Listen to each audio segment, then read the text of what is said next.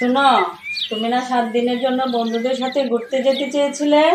হ্যাঁ, চেয়েছিলাম তো। কালকেই যাও। হ্যাঁ, সত্যি?